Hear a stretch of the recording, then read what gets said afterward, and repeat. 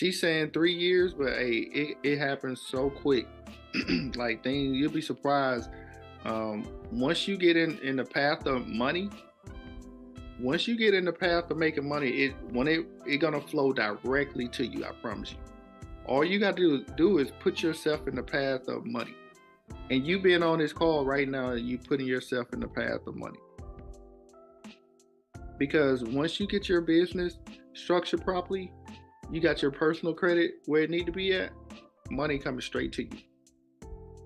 Here's the thing, you got to be disciplined.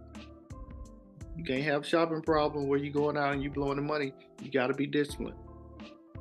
You got to learn to develop good habits, right? Good. I thought you read my mind.